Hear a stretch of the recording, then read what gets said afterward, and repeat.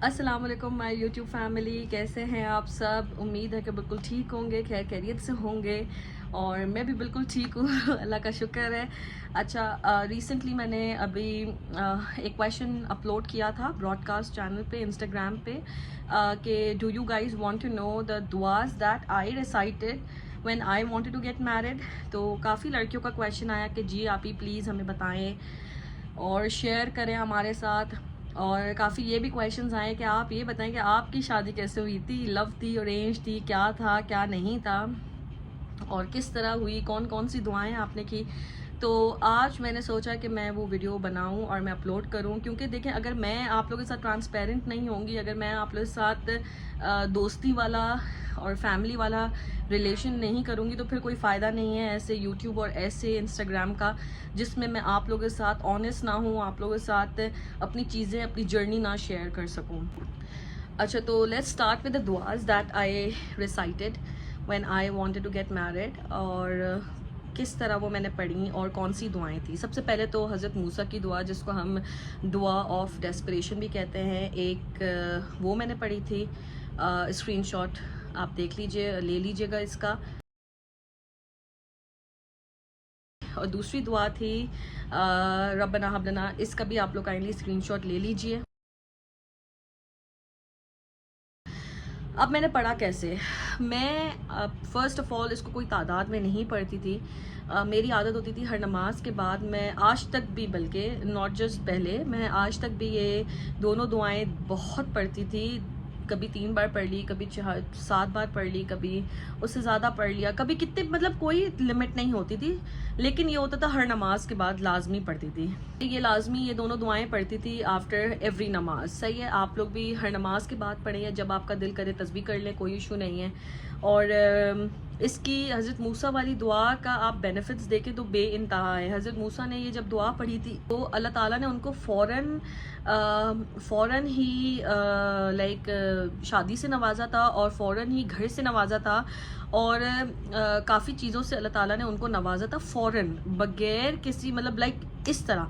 और इसमें कोई डाउट नहीं है, अल्लाह ताला, मैंने जिस जिसको भी ये दुआ बताई थी, like my friends from my friend circle, जिस जिसको, उनकी भी माशाल्लाह काफ़ी जल्दी उनका निकाह हो गया, शादी हो गया। लेकिन देखें शादी और इन चीज़ों का ना टाइम मुकर्रर होता है, और ना ही हमें इस चीज़ के पीछे भागना चाहिए।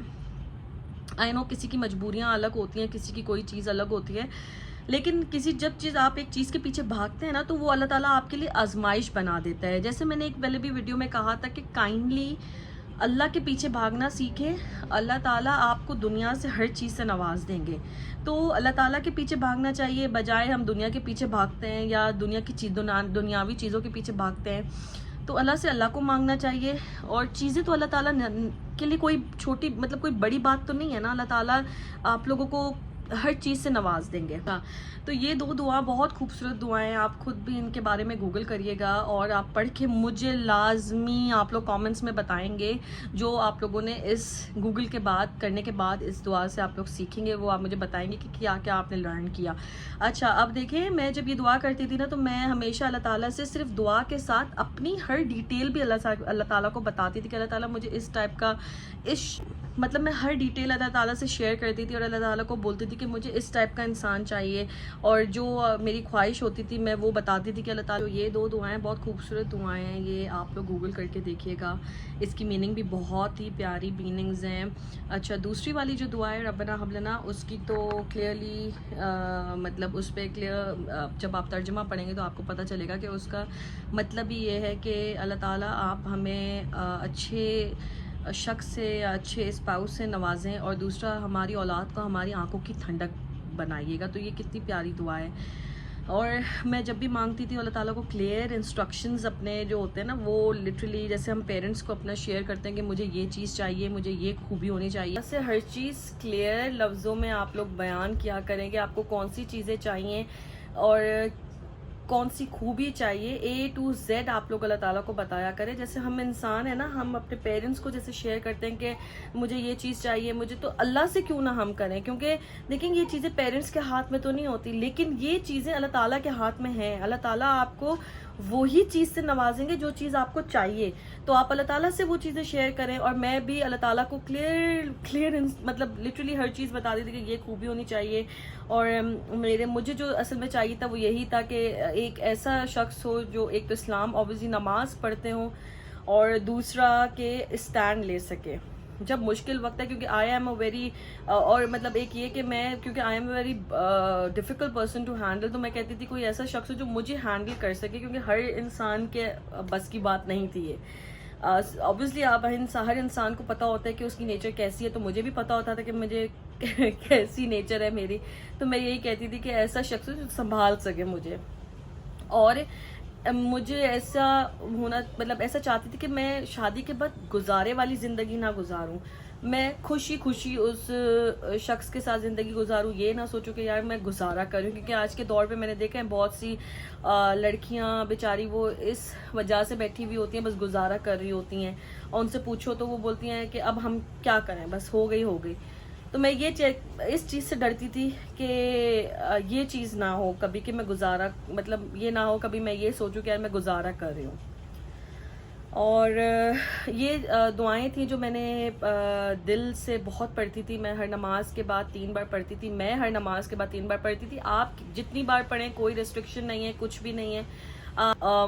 हर दुआ को एक लिमिट में पढ़ती हूँ, ताकि ये ना हो कि मैं कंसिस्टेंसी रहे, ताकि ये ना हो कि मैं आज पढ़ लूँ बहुत सारी, डेस्परेशन में आके मैं बहुत सारी पढ़ लूँ और फिर बाद में नेक्स्ट डे मैं वो पढ़ ही ना सकूँ।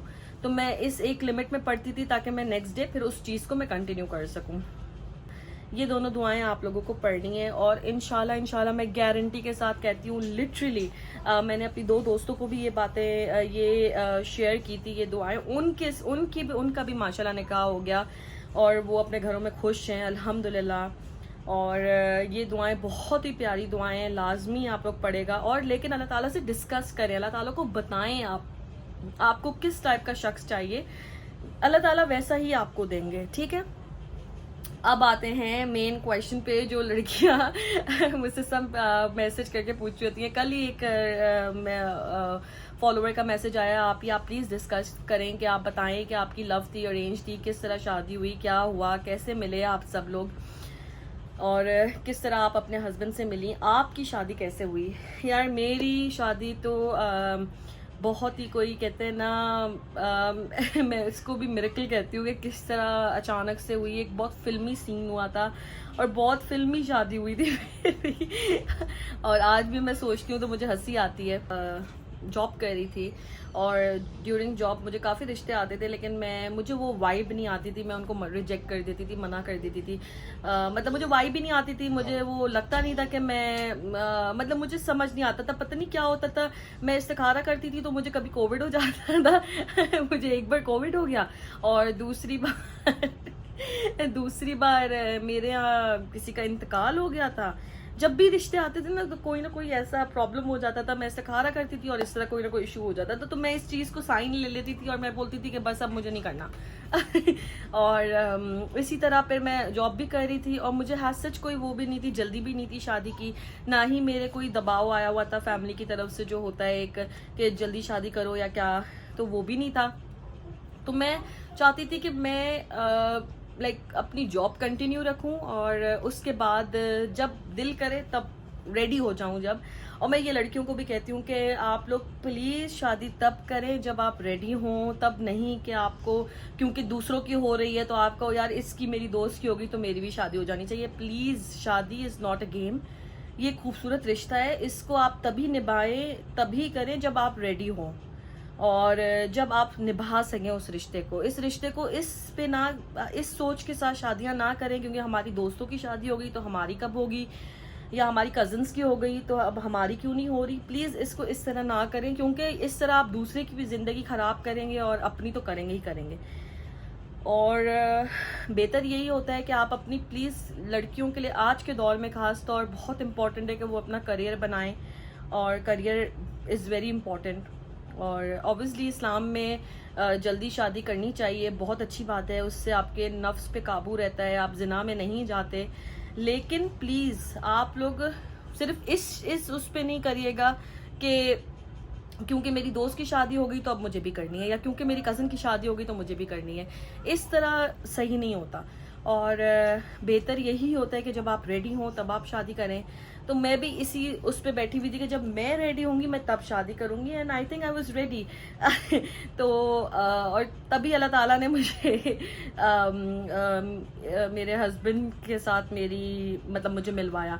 अब मैं आपको बताती हूँ मैं मिली कैसे। अब हुआ यूँ कि मैं जॉब कर रही थी और मेरे फ्रेंड्स और फैमिली जो थे वो जा रहे थे टूर पे। अब वो जब टूर पे जा रहे थे तो सब लोग चले गए और उन्होंने कहा आप भी चलो। Since I belong to a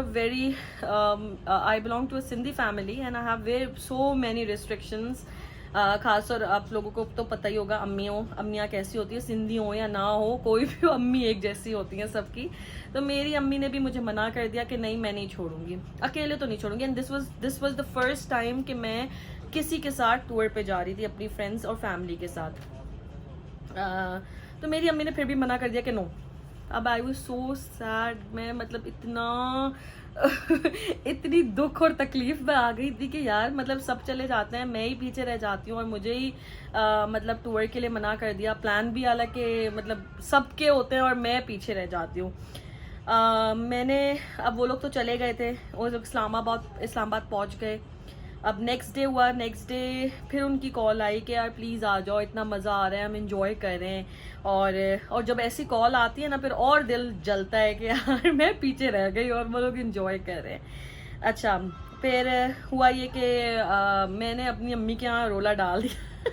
मैं रोने लग गई। मैंने कहा कि मुझे जाना है, आपको मतलब सब जा रही होती हैं, मैं पीछे रह जाती हूँ, ऐसा क्यों होता है? और मैं समझदार हूँ, कोई बच्ची तो नहीं हूँ, मुझे पता है क्या सही है क्या गलत है, आप प्लीज़ मुझे जाने दें। मेरी अम्मी ने बोला नहीं मैं नहीं जाने दूंगी। इसी पे मैंने अपनी खाला को कॉल किया, रोते रोते मैंने अपनी खाला को कहा मुझे जाना है और प्लीज़ आप मुझे इजाज़त लेके दें। मेरी खाला को मैंने बहुत रोया। मैंने बेनतहा, मुझे अम्मी जाने नहीं दे रही। और फिर या नसीब शादी की मतलब लाजमी आज नहीं तो कल शादी होनी है, पर पता नहीं जा पाऊंगी नहीं जा पाऊंगी अपनी दोस्तों के साथ, फैमिली के साथ, कजन्स के साथ। तो आप प्लीज़ ना मुझे इजाज़त लेके दें। मेरी खाला ने अम्मी को बोला कि आप ऐसे नहीं करो, समझाया, और मेरी अम्मी को बोला इसको जाने दो। मेरी अम्मी ने बोला दिल पे जहर का घूंट पी के दिल पे पत्थर रख के बोला जाओ। एनीवेज मैं गई नेक्स्ट डे। अब जिस दिन हम वहाँ पे गए उसी दिन जिस दिन मतलब मैं उधर गई उसी दिन मेरी फैमिली फ्रेंड मतलब सब हम लोग वहाँ पे थे, फ्रेंड्स एंड फैमिली, सारे रिलेटिव्स वगैरह। तो जब मैं वहाँ पे गई तो उसी दिन कुछ लोग मेरे रिलेटिव से मिलने आए, फ्रेंड्स से मिलने आए, और वहीं पे मेरी लोग मिलने आए। उन्हीं लोगों में मेरे हस्बैंड भी थे, अब जो कि उस वक्त नहीं थे, पर मतलब वो आए थे। अब हुआ ये कि हम लोग आगे चले गए इस्लामाबाद। कोई मतलब लाइक ज़ाहिर है जैसे सलाम दुआ होता है एक नॉर्मल वो हुआ, और हम लोग आगे गए। इस्लामाबाद से हम लोग आगे निकले घूमने के लिए। अब जब हम आगे गए तो वहाँ पे सब बैठे हुए थे, हम लड़कियाँ आपस में बैठी हुई थी और वो सब अलग बैठे हुए थे। अब जब वो लोग बातें कर रहे थे तो उन्हीं बातों पे मुझे एक बात सुनाई दी। तो वो लोग बातें कर रहे थे आपस में कि माय हस्बैंड वाज सेइंग कि लाइक सब अपनी ना वो दुख तकलीफ बता रहे थे कि यार हमें ये तकलीफ है, हमारे साथ ये होता है, हमारा ये काम नहीं चल रहा, हमारा वो नहीं हो रहा, ये नहीं हो रहा। तो उसी में ये भी अपने दुखड़े बयान कर रहे थे। और जब मैंने सुना तो फिर मैंने कहा कि आप नमाज पढ़ते हो? तो ही सेड नो, बहुत टाइम हो गया मैंने नहीं पढ़ी। तो मैंने कहा फिर आपको कंप्लेन करने की भी कोई ज़रूरत नहीं है कि आपके साथ ये हो रहा है वो हो रहा है, और मैं ये कह के चली गई। उसी वक्त he got so embarrassed that he got up and he did wuzu and went for prayer. Anyways उन्होंने नमाज पढ़ी, उसके बाद we continued the tour। हम लोग टूर पे गए, टूर करके मैं वापस आ गई। लाइक हम लोग आगे गए टूर करके 2-3 दिन बाद हम लोग वापस आ गए, हम सारे फ्रेंड्स एंड फैमिली हम लोग वापस आए। तो उसके एक हफ्ते बाद my husband came to Karachi to meet my relative and to say hi and hello, इस तरह। और उसी वक्त हम लोग कहीं बाहर थे। इत्तेफाक है कि उस वक्त हम लोग बाहर थे जिस वक्त ये यहाँ पे आए, और उन्होंने कॉल किया और कहा कि आप लोग किधर हैं। माय आंटी सेड कि हम लोग इस जगह पे मौजूद हैं और आप आ जाओ। तो वो लोग जब मिलने आए ये हमसे, तो हम सब वहाँ पे थे। आई गॉट सो शॉक्ड कि ये यहाँ पे कैसे आ गए। Anyways, he told my auntie that he want to get married to me, and उन्होंने ये रिश्ता भेजना चाहते हैं अगर लड़की राजी है तो माई आंटी सेड नो, वो तो राजी नहीं होगी और वो राजी नहीं होगी। एनीवेज उन्होंने मुझसे बात की, उन्होंने कहा आंटी ने कि नहीं अच्छा लड़का है, कर लो, लाइक तरीके वाला लड़का है, बहुत रिस्पेक्टफुल है और बैकग्राउंड भी बहुत अच्छा है, तुम कर लो, अच्छी फैमिली है, तुम देख लो। अच्छा इनके माय हस्बैंड उस वक्त लाइक उनकी अम्मी और अब्बू का इंतकाल हो चुका है, अल्लाह उनको जन्नत नसीब करे, और जो बहनें हैं वो सारी शादीशुदा हैं। सो एक ही भाई है ये। तो ही सेड शी सेड मेरे माय आंटी सेड अच्छी फैमिली, मतलब बैकग्राउंड भी अच्छा है, लड़का खुद भी तमीज़ वाला है और इज्जत देने वाला है, और तुम देख लो। आई सेड नो, मैं नहीं कर सकती, क्योंकि ऑब्वियसली मैं कराची में पली बड़ी हूँ, वो उधर पले बड़े हैं, KPK की तरफ के हैं, तो बिल्कुल नेचर वाइज भी हम अलग हैं। और क्योंकि मैं थोड़ी सी नॉटी और इस तरह की हूँ और वो थोड़े मेच्योर से और ऐसे हैं, तो मतलब नेचर भी हमारी नहीं मिलती और हम नहीं कर पाएंगे। मतलब आई सेड नो। एनीवेज 3 महीने वो स्ट्रगल करते रहे और मुझे किसी तरह मनाने के चक्कर में कि ये मान जाए और मैं हाँ बोल दूँ। तो उन्होंने मेरी आंटी को बोला, जब मेरी आंटी ने कहा कि नहीं ये तो नहीं जाएगी भाई, ये तो नहीं जा सकती, ये कह रही है, मना कर रही है, मैं तो मतलब लाइक नहीं कर सकते, नहीं हो सकता, हम दूर दूर, मैं इधर आप इधर, नहीं हम ना रहा हो सकता। तो उन्होंने कहा वो ना ही, वो कह रही है कि मैं शिफ्ट भी नहीं होना चाहती, मैं कराची में पली बड़ी हूँ और मतलब मैं नहीं होना चाहती। तो ही सेड कि ठीक है, अगर वो नहीं होना चाहती तो हम हो जाते हैं। और वो लिटरली 3 महीने के स्ट्रगल, जब मैंने कहा ठीक है, जब मैंने माना कि हाँ, मैंने उस 3 महीने में मैं असल में तैयारियां कर रही थी, मैं इस्तिखारे कर रही थी, अल्लाह ताला से राब्ता कर रही थी कि ये सही भी है मेरे लिए, नहीं तो मैं मान तब नहीं रही थी, क्योंकि मैं इस्तिखारे के बगैर नहीं वो करना चाह रही थी। तो मैं 3 महीने में मैंने पता नहीं कितनी बार इस्तिखारा किया होगा, और होता ये था कि मैं मना करती थी एंड वो use to come back, and मैं मना करती थी, यूज टू कम बैक, बार बार ये हो रहा था। फाइनली जब उन्होंने कहा कि ठीक है मैं शिफ्ट हो जाऊंगा अगर वो नहीं होना चाहती, तो my aunty gave him my mother's number, और फिर उन्होंने मेरी अम्मी से कांटेक्ट किया और मेरी अम्मी को कहा कि हम रिश्ता लाना चाहता हूँ, या ये जो मैं रिश्ता लाना चाहता हूँ, या हम आना चाह रहे हैं फैमिली वगैरह। और इस तरह वो रिश्ता लेके आए और वो कराची शिफ्ट हो गए और इस तरह मेरी शादी हो गई, और आज मेरी बच्ची है माशाल्लाह एक, और माशाल्लाह I am very happy, I am like satisfied, अल्लाह का अल्हम्दुलिल्लाह, I am very much satisfied. और रिमेंबर मैंने दुआ में क्या मांगा था कि मुझे ऐसा देना अल्लाह ताला जो स्टेप ले सके मेरे लिए, जो कभी डरे नहीं कि चीज़ों से कि यार क्या होगा क्या नहीं। So it was a big step for him that he took it for me. जो वहाँ से शिफ्ट होना यहाँ पे कोई आसान बात नहीं है, जहाँ पे आप पले भरे हो। ऑब्वियसली जब मैं ये बातें सोच सकती हूँ तो वो भी सोच सकते थे, पर उन्होंने स्टेप लिया मेरे लिए। He was man enough to take step for me, and he did, and he came, like he shifted here, and आज हमें माशाल्लाह 3रा साल है और we are here living अल्हम्दुलिल्लाह happily living। और इस तरह एनीवेज दुआएं कबूल होती हैं और इस तरह मेरी लिटरली पर 2 हफ्ते में शादी हो गई थी।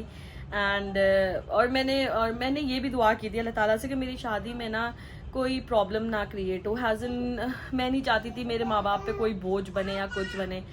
और आप लोग नहीं सोच सकते 2 हफ्ते में किस तरह मेरी शादी हुई है। मुझे समझ नहीं आ रहा था तैयारियां कैसे हुई, क्या हुई, मुझे किस तरह डिज़ाइनर ड्रेस मिला 2 हफ्ते में। आपको नहीं मिल सकता बट मुझे मिला, एंड अल्लाह ताला ने बस रास्ते बनाने थे, वो मेरे लिए बनाए, सब कुछ हुआ। और अल्हम्दुलिल्लाह for everything. Just talk to your अल्लाह, टॉक टू अल्लाह, tell him what you want. अल्लाह को बताएं, आपको मिलेगा। और ये दुआएं आप लोग पढ़ के देखें, आप लोग मुझे दुआएं देंगे कि आपने ये दुआएं कैसे बताई। अच्छा, ये कोई वजीफ़े नहीं है, ये बस दुआएं हैं। ये दुआएं अल्लाह ताला की हैं। अल्लाह ताला से आप बातें कर रहे हैं। हज़रत मूसा ने ये दुआ पढ़ी थी तो अल्लाह ताला ने उनको चीज़ों से नवाजा।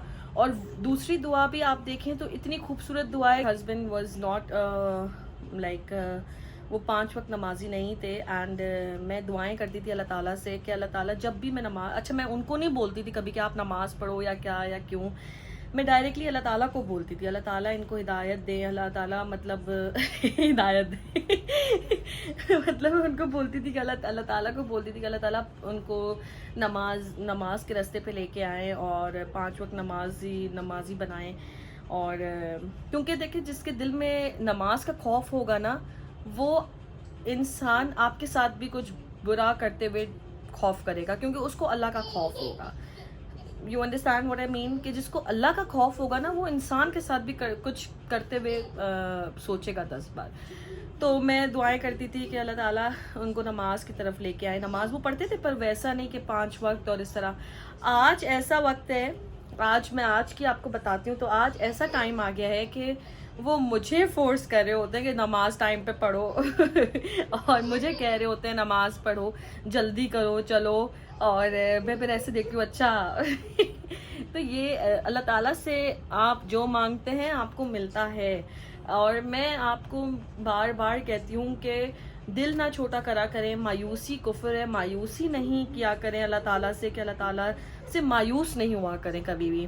कभी किसी को देर से मिलता है, कभी किसी को जल्दी मिल जाता है। इसका मतलब ये नहीं है कि हम मायूस हो जाएं, हम 2 महीने ये दुआएं पढ़ें और उसके बाद बोले यार 2 महीने पढ़ ली अब तो मिला ही नहीं, फिर हम छोड़ दें। ये अच्छी बात नहीं है। अल्लाह पर यकीन रखा करें, अल्लाह को शुक्र अदा किया करें, दुआ मांगकर फ़ौरन शुक्र अदा करें। इस तरह एक्ट करें कि जैसे आपको पता है मिलना है, पहले ही शुक्र अदा कर दें अल्लाह का, और मिलेगा, बेइंतहा मिलेगा। मैं गारंटी के साथ कहती हूँ आपको, मैं आपसे, क्योंकि I feel like I honestly I cannot tell you how grateful I feel when I talk about my Instagram family। मतलब मुझे पता है कि आप लोगों ने बेइंतहा मुझे सपोर्ट किया है हर चीज़ में। I have the best Insta family right now, best active Insta family, जो मतलब मेरी हर चीज़ को सुनते हैं, मुझे रिप्लाई करते हैं, मुझे एक्टिव रहते हैं हर चीज़ में। तो मुझे बेइंतहा खुशी होती है और मैं बहुत ग्रेटफुल हूँ।